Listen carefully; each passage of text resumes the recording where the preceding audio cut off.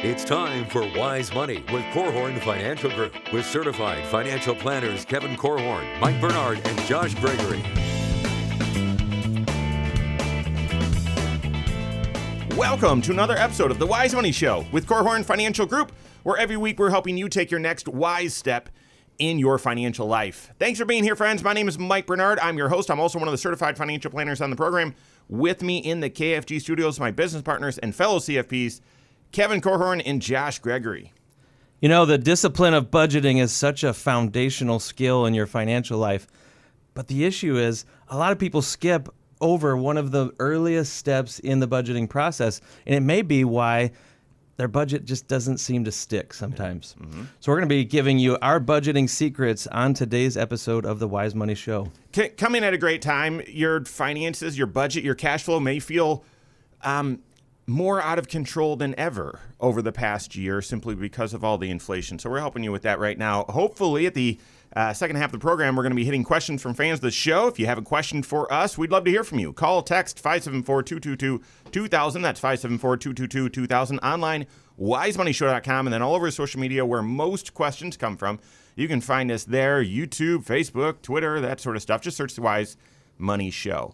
All right, before we get into our budgeting secrets, happy Wise Money anniversary, guys. Happy anniversary. Happy anniversary. This is we established this before the show. This is the start of our 8th season. I can't believe the network has left us on that long. There is no network. But our affiliates. So, Kevin, you said the 7th anniversary. This is 7 years. This is the Copper and Wool anniversary. What a whoever made this up, I think, is the person that made up Partridge in a Pear Tree. No, it was some copper miner that had sheep. So, okay. I have bags full of wool in my basement, actually, from 3 having bags sheep. full. And we've been wondering, what do we do with it? So it's coming to you guys. No, I'll take the You better copper. do something with it before it goes bad. All right, Oh, so here's the thing. Guys, just let's recap.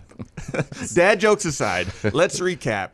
The Wise Money sort of experiment and adventure that kicked off, 7-8 years ago, right? Yeah. Why? And why the focus on Wise Money?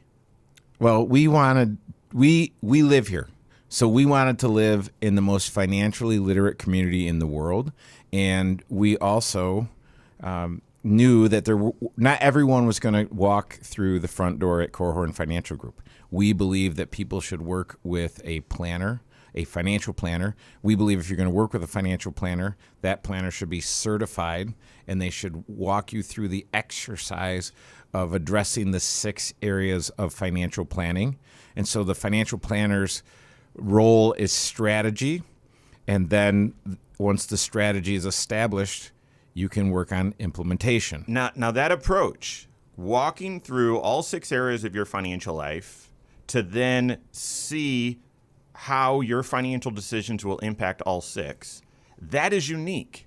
And that's why that approach we wanted to communicate to folks that could benefit from that approach that may not ever come to see a certified financial planner or come to Korhorn Financial Group. This approach is countercultural.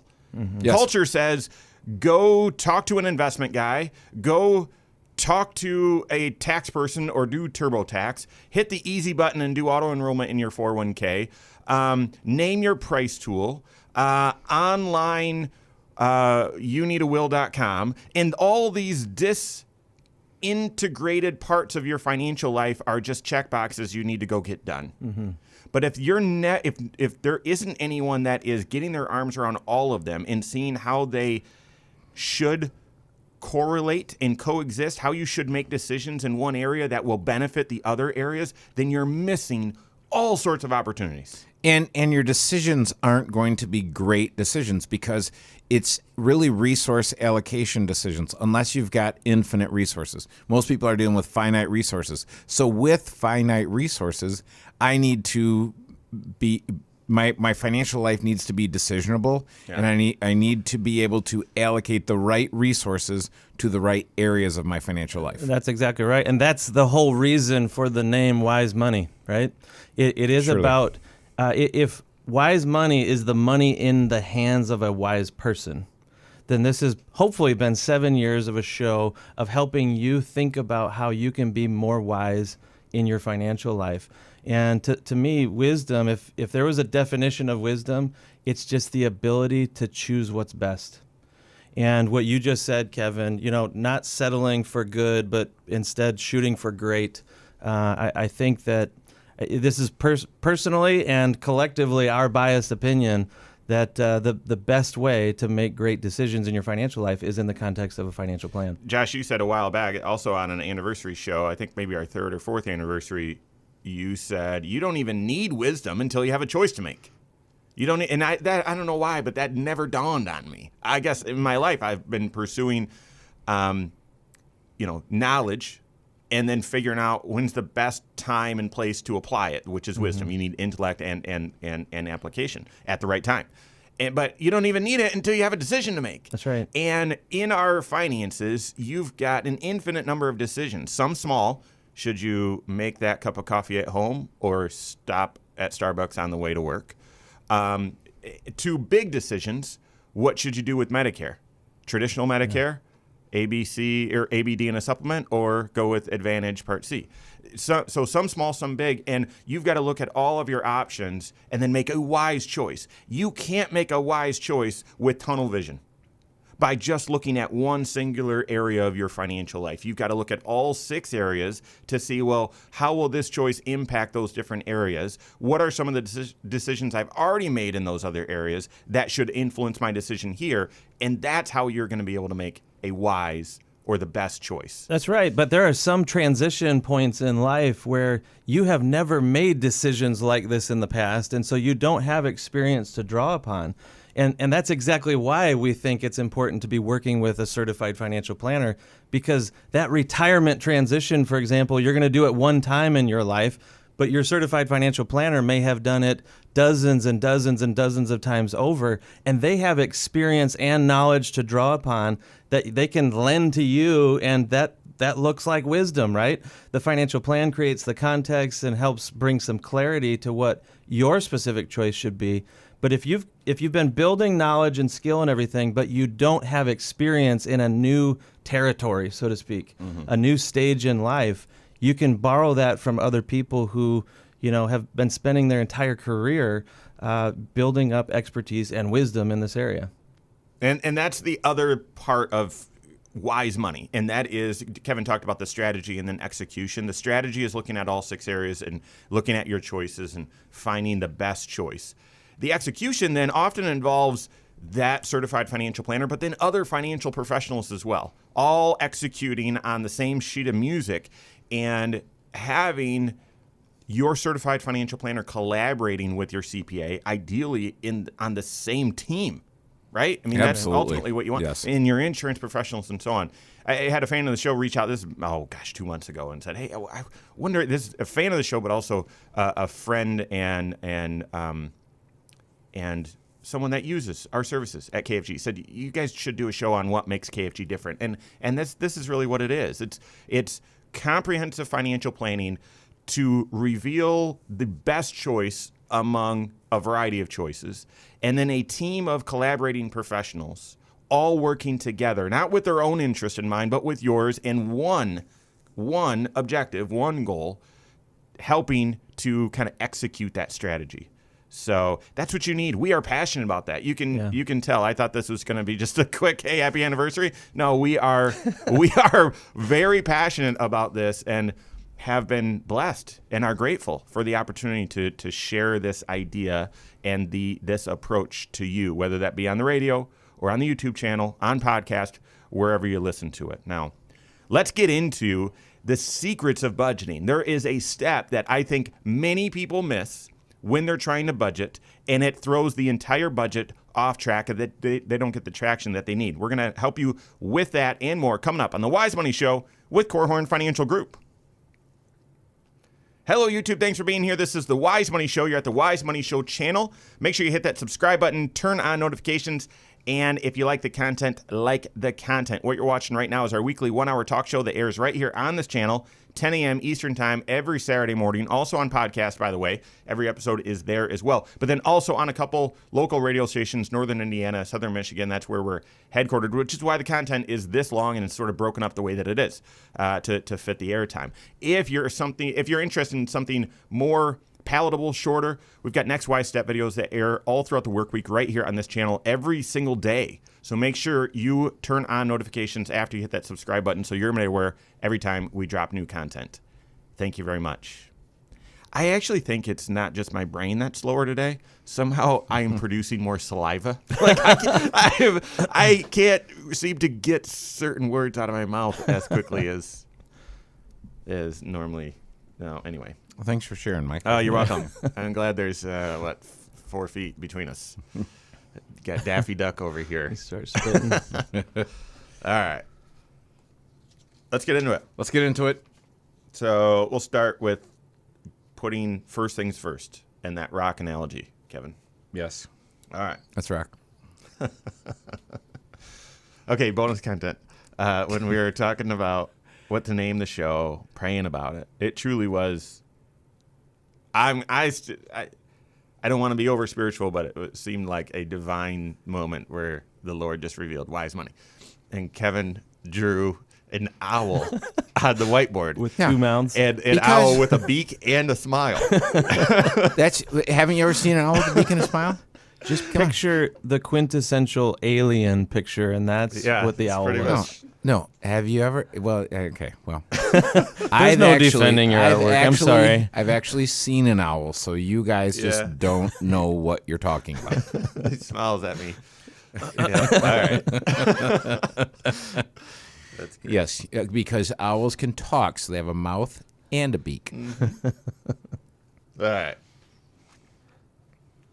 What are the secrets to budgeting successful? Most budgets don't work. Most people fail at budgeting. What are the secrets to success? We're helping you with that right now. This is the Wise Money Show with Korhorn Financial Group. Thanks for being here. My name's Mike Bernard. With me in the KFG studios, Kevin Korhorn and Josh Gregory. Every episode of the Wise Money Show is on podcast. Go check it out wherever you listen to podcasts. Subscribe or follow the show, and then do us a favor and rate the program on that podcasting platform as well. We appreciate that feedback. Also helps other folks who are looking for wise financial content find us as well. So thank you very much. All right, we're talking about budgeting. Okay, now most people fail at budgeting, and I'm not going to say I would put a category. Yeah, some people start and then stop, sort of like diets, but there's also a significant number of people that budget wrong. And this is a huge gripe of mine. I can, it grinds my gears, as Peter Griffin would say. Here's the thing. If you budget successfully, based on how the world would define it, all of your income is assigned to certain categories, and you succeed when you spend the right amount in those categories. Done. That is not a successful budget, in my opinion. How has that gotten you from where you are today to your financial goals that you're trying to achieve out there in the future? So I would argue just budgeting, that zero-sum game, if you start there, you're doing it wrong. We were talking about this a couple weeks ago at the offices of Korhorn Financial Group with our advisors. And Kevin, we were talking about putting first things first. So, one of our kind of mutual favorite thinkers of this generation, Stephen Covey, the rock analogy. Share what is that? What is putting first things first? Well, when you think of putting first things first, and I go back, Stephen Covey's book, The 7 Habits of Highly Effective People, I read that a long time ago. And for me, it was very helpful. And if you're listening to this budgeting thing and you're saying, hey, I've got it all, then just sit back and relax and enjoy your coffee. If you're listening to this and saying, my budget isn't working, and I can't tell you how many people I've talked to in my career who said, oh, I'm a huge Dave Ramsey fan. I've been to, Wise Money, it should be called, but I've been to Financial Peace a couple of times, read all his books. I listened to his radio show, and I'm like, awesome. How's your budget? And they're like, well, we have one. I'm like, well, do you use it? Well, no, but we have one. And so this is the thing. When you see someone financially that seems to have their act together, think this. private victories precede public victories. That's right. So what we're talking about is putting first things first. That's one of the 7 habits of highly effective people.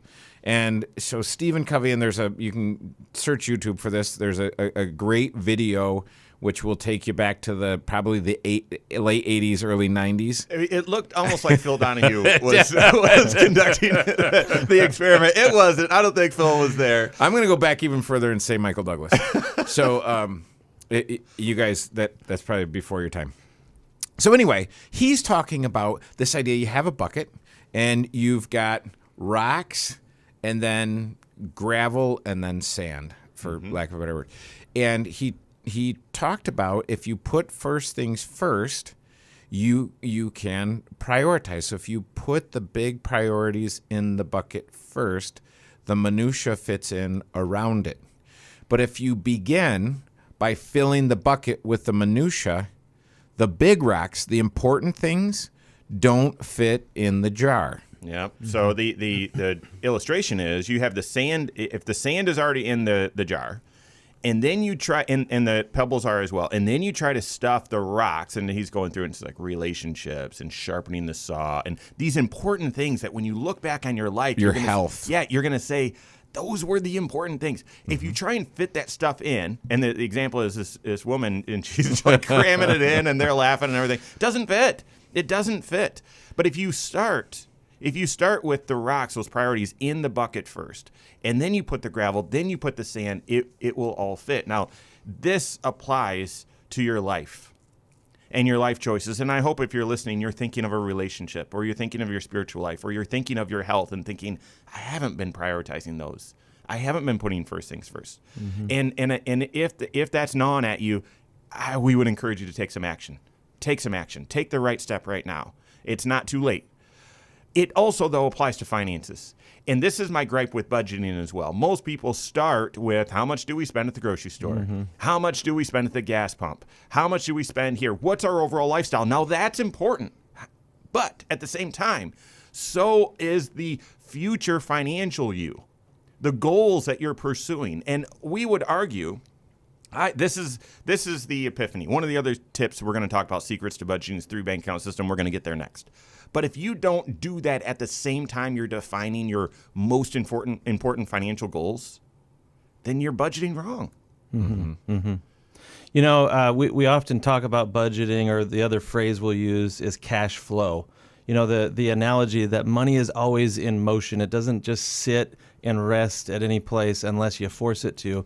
And so when you receive money into your household, it's going to go somewhere. It's going to flow in some direction. And there's really 4 main directions that it can go. It can go towards giving.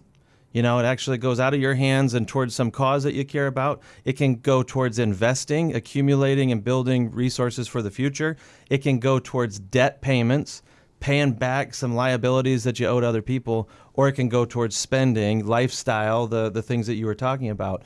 And the order that you choose to direct money is going to determine your success in life, and ultimately, does this money do what you intend for it to do? What most people do, the default is, I receive money, I start spending it, I make my debt payments, and maybe there's something left after doing all that I'm going to try to save a little something. Yeah. And maybe giving just gets completely squeezed out. But the people who are most generous in this world that I've ever observed, they have the giving go first. And then maybe they invest next. Hopefully they've eliminated or squeezed down the amount of debt, and then they just live off what's left over. In fact, I go back to one of the earliest lessons you ever gave me, Kevin, early in my career. You know, your take on budgeting at that time was, listen, if you invest the right amount of dollars, invest first and live off what's left over, you're not going to run out of money. You know, you've already put those big things in place first, the things that are your long-term priorities. You're setting aside money for the things that are going to last, ultimately. Yeah, I like the idea of live small, dream big. Because if you live small and dream big, you will likely always be in a good position. Isn't it interesting, though, because you're living and you might be observing other people that are living big, and you think, well, that's what I'm supposed to be doing. But their private victories preceded that, or possibly they've got it out of order, and they shouldn't be an example for you either. And so it also gets confusing when you look around at others and trying to emulate what are they doing, or try to, I don't know, think through it. They must be doing something right. Well, maybe they're not, or maybe they did things right early on, and now they're reaping some of those benefits. So the big idea financially is live an intentional life. Intentionally. What do you want to pursue and achieve financially? And some of it, yes, it's going to be balance. Ultimately, I'll just give you the secret to the back of the book. It's like Jesus is the answer to everything, okay? At the back of the book, okay, yeah, balance, financial balance. If you're saving up everything for tomorrow, that's not quite right. If you're living everything today, that's not quite right either. It's balance. And so building in your budget, what are those long-term financial goals? What's it take to achieve them? And then does the lifestyle fit in? All the pebbles and sand, do they fit in around that where it's all in balance? And then that's kind of where you tweak it from there. So I want to talk about, we have a unique KFG goal planning and achievement process. I want to share that with you. We've talked about it on the show before. And then that next tip of successful budgeting, that next secret, and that's the 3 bank account system. Both of these crucial for this day and age with high inflation and potential economic slowdown. So we're helping with that and more coming up on the Wise Money Show with Korhorn Financial Group. All right. Third segment, think we can hit goal achievement process and then 3 bank account system? Yeah, you want to walk through like step by step on that, or just sort of in general? You can do it in general. Generally step by step. However you want. However. Crystal clear, thanks. Yep. Yep. I'd want it to be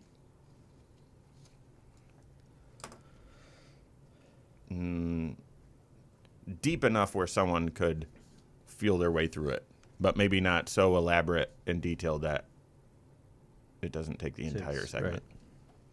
So.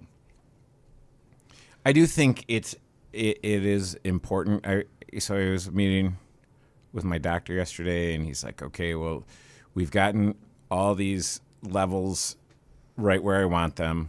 Now, what are your goals? And he said, I want your goal between now and the end of the year, and I want your goal for where you want to be at the end of next year. Mm-hmm. And I thought, oh, that's good. And he said, use your skill set from your career, your industry, and apply it to your health. And I thought, okay, that's good. I can do that. Because what do we work with people on? I mean, financial planning is goal setting, goal achievement. Yeah. And behavior modification and all these things. Yep. Okay. All right, here we go. Yep. Third segment. So much of financial planning is goal setting, goal achievement. Kevin, we were just talking about that before we jump back on the air. We're going to help you. How do you do that? We're going to help you with that right now. And then how does that fit within your financial operating system, the 3 bank account system? We're helping you with that right now. This is the Wise Money Show with Korhorn Financial Group. Thanks for being here. My name is Mike Bernard. With me in the KFG studios, Kevin Korhorn and Josh Gregory. Every episode of the Wise Money Show is also on the YouTube channel. Go check it out, as well as a lot of other content. All throughout the work week, we've got Next Wise Step videos taking one financial concept, applying it directly to your financial life. So every episode and all that content and more at the YouTube channel. Go to YouTube, search The Wise Money Show, subscribe to it there, and follow us. We appreciate it. All right.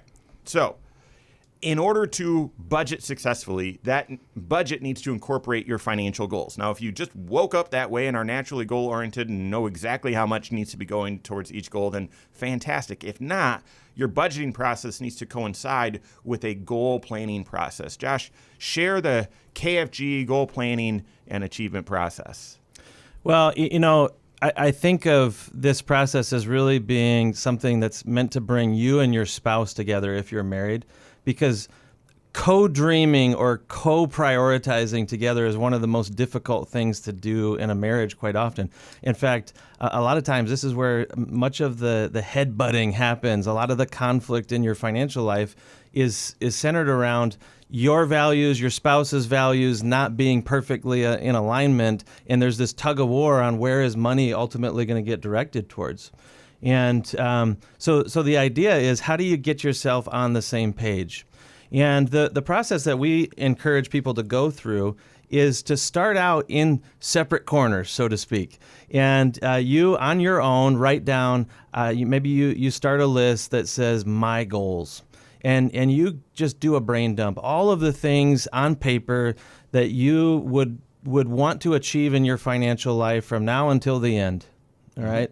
Anything related to money at all, any experience or an acquisition, something that you want to do that has some sort of dollar requirements attached to it, and get them all out on paper. And while you're doing that, your spouse is doing the same thing on their own separate private list. And if that's starting with my goals, now we need to bring it together into our goals. So it's really just the combination of the two lists. Come up with a master list of the family's goals, and you'll notice, oh, you both have a lot of the same items. So write them one time, and you want to get every single goal represented there, whether it's retirement or college or that fun sports car or whatever. Any dream, any big thing that you've thought that you want to put money towards. And after you've got your master list together, now you each go back to your own separate corners with your own copy of that master list, our goals, and you privately begin to prioritize them. Starting with ask yourself the question, if I could only achieve one of these goals, which one would I pick? If every other one was going to be a failure, we're just not going to be able to achieve it, what's the one that I would claim victory over? And you mark number one. And then your number two item would be, well, if I could just pick one more and all the rest were a fail. And you make your way all the way from 1 through 13, 14, 15, however many are on your list, and you put them in ranked order of what's most important to you. And you got to fight the temptation to put them in order of timeline. Yeah. Right? Oh, well, college is coming up before retirement, so we better put that one before retirement. No. If you can't achieve both goals, which one's going to win? That's the question here. And you've done that. Now you've got my goals and her goals or his goals. They've gone into our goals. Now I've got my priorities.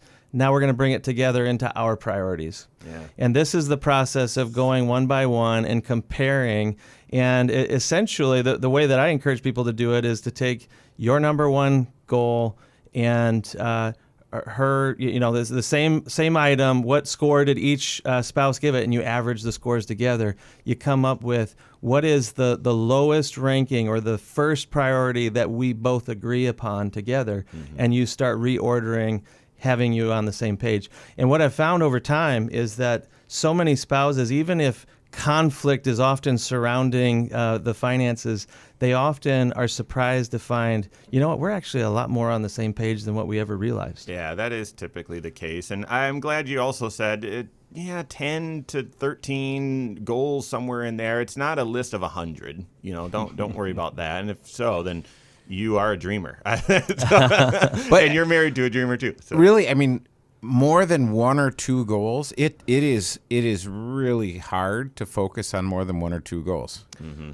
That's exactly right. And that's one of the reasons why the next step then, after you've got your list of priorities, this is where a certified financial planner will either help you get to this point, or maybe you come already having clear priorities on what your goals are, and now they help you to get your financial resources in alignment with it. And there's a few different ways. I mean, one, they strategize and calculate these goals.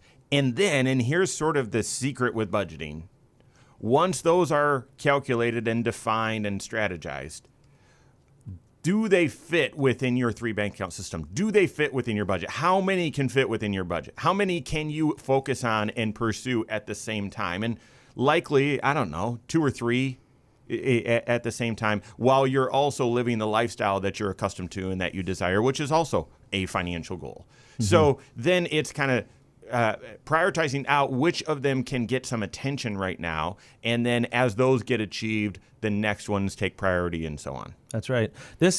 To me, this goal-setting process is what creates all the motivation or the why behind budgeting. Right? Budgeting is not meant to be some sort of straitjacket that confines you and restricts your ability to enjoy life.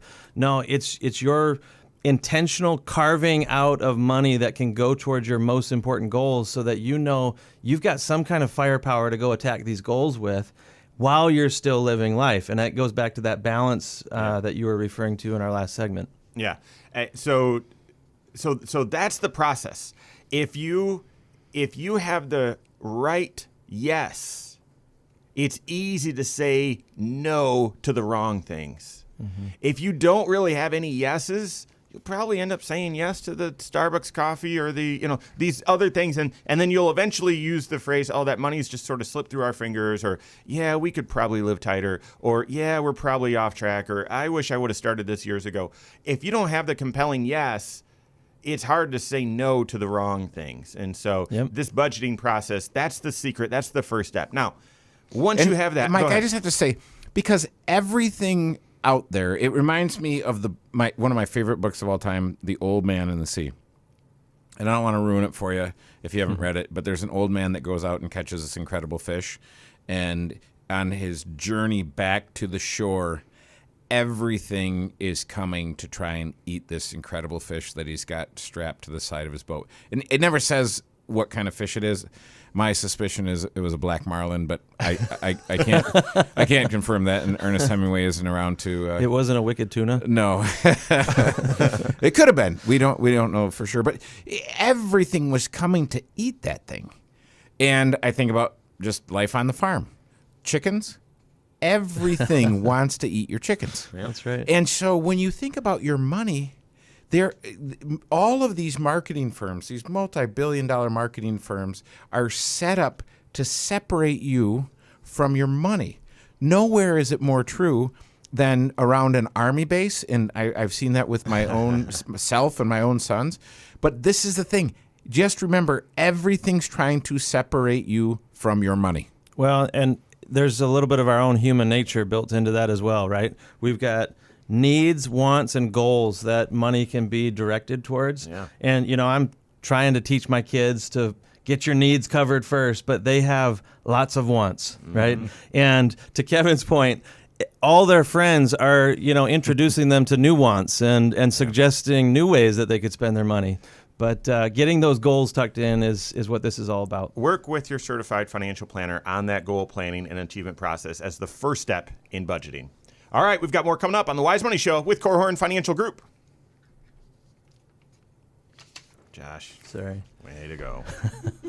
Josh, we probably You even gave me the finger. I did give you the finger. And we probably should talk because it is hard to help your children understand nuance. I don't get it. You said their friends are introducing them to nuance. And so they need to understand nuance. That's good. Mm-hmm. Man. All right. Let's talk through bank account system. It's 4-segment, Lane with Lane. Let's talk through bank account system. But that is it, though. Your kids are being introduced to stuff that they didn't know they wanted. Right. And they're like, wow, man, how could I live without that thing? I'm glad you that was a great analogy. That didn't immediately occur to me to share, but how many piranhas are trying to just every sea bass. The world is set up to separate you from your money. Yeah. That's what marketing firms are set up to do. Mike, you've got money, and we want you to give that money to Lindsay for her company, for her widget that she's selling. Mm-hmm. And so we're going to creatively figure out how to get inside your mind and help you open up that wallet and give that money to Lindsay. Yep. All right. Hopefully there's some time to get into a question or two, and we'll see. But let's just naturally see how this flows out. Okay. Secret number 1 to great budgeting: put first things first. Live intentionally, identify and clarify what those goals are, strategize, and then have those goals, the intentional financial life and financial future you're trying to build and you're pursuing, have that fit within your 3 bank account system. We're helping you with that right now. This is the Wise Money Show with Korhorn Financial Group. Thanks for being here. My name's Mike Bernard. With me in the KFG studios, Kevin Korhorn and Josh Gregory. Stay up to date on all Wise Money content online wisemoneyshow.com. Every episode is there. You can listen to it. It's got an audio player right there. There's ways to submit questions for the program, get more content, and learn a little bit more about the show. So find us online, wisemoneyshow.com.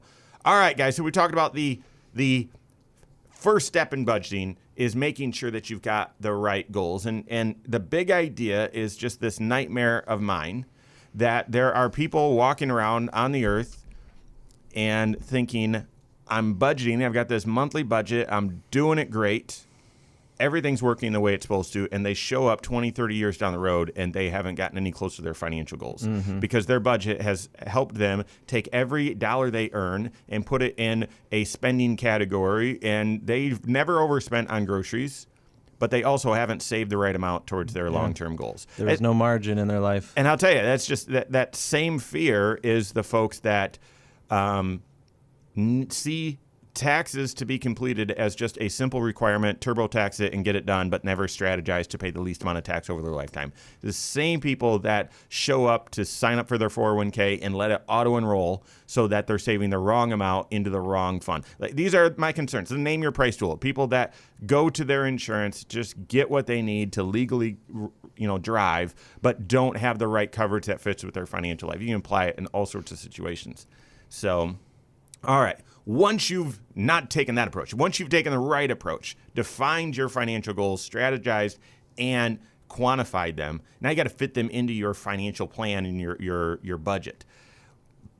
Just a singular monthly budget isn't enough. It's a 3 bank account system. Josh, start unpacking what the 3 bank account system is. Well, let me add one more thing to what you were saying first. And to me, before you even begin the budgeting process, we already talked in earlier segments about the process of setting goals. Now, a very specific goal that I want you to have before you begin building your budget is defining how much margin am I shooting for here? How much of my monthly income am I going to devote to what we refer to as goal achievement dollars? This is that margin in your life that can go towards long-term goals, and you're not going to be spending it on lifestyle in the short term. And I encourage people to set as a target. If you don't know how much to be living off of, set a goal to create an 85% spending plan. In other words, 85% of your income, your take-home income, goes towards living life and doing all the things you want to do. 15% is devoted towards the goals that are most important to you that you came up with in that prior exercise. So to your point, Mike, a lot of people go through life just budgeting on everything that comes home. And they never really have any kind of strength or resources to put towards the priorities that they've said are most important to them. Like getting out of debt or building up college savings, maybe upgrading their house at some point, saving for retirement, that sort of thing. And by the way, if I can just geek out, Stephen Covey geek out again, that's the first habit, being proactive. It's thinking ahead about those upcoming transitions so you're not caught flat-footed. So much of financial success is about preparing for upcoming future transitions. So getting proactive. Yep. Yeah. Anyway. Absolutely. Now, 85% might not be the right amount for you to be spending. But it's a start. It's a start. Yeah. And you may tweak it and change it. There are some big income clients that I've worked with that they're actually shooting for more of a 60% spending plan. Because if they were spending all the dollars that are pouring in during these good years, they would be probably overspending, setting their lifestyle too high. So have a goal for how much margin. We're not going to go beyond this point on our spending. But from there, then you start building, first and foremost, your monthly spending plan. And we have a 3 bank account system that supports this. So the first bucket or first bank account that you would use is your immediate spending account. This is covering those monthly expenses that are going to be there like clockwork every single month without fail. Things like the mortgage or your rent payment, any car loan payments that you're making, insurance, food on the table, gas in the car, all of that. Okay? The things that you're going to spend money on every month, all 12 months of the year. And a lot of people, this is a pretty quick exercise. In fact, you might be able to rattle off all your monthly expenses just from memory. You might even be able to, get pretty close on the dollar amount because it's just repetitive. It's pretty consistent. The harder one is when you go to the next step and you think about all of those expenses that don't happen every single month, but they do happen periodically. Maybe they come around every quarter. Maybe you've got an insurance premium that's due, or maybe a prescription that you buy 3 months at a time, that sort of thing.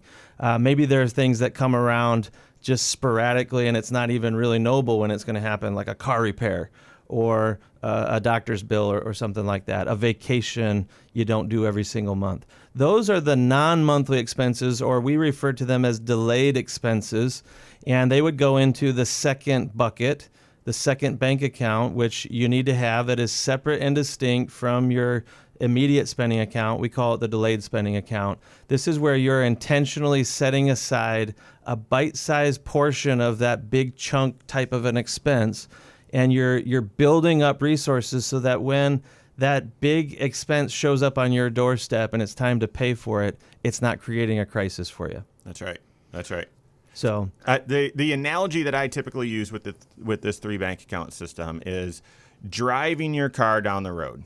Okay, your monthly spending is, just your ongoing, like the road right in front of you that you can see. It's going to happen like clockwork, and it's right on top of you. So you, like Josh said, typically you can define this pretty easy. It's the mortgage. It's how much are you spending typically at the grocery store, going out to eat, those sorts of things.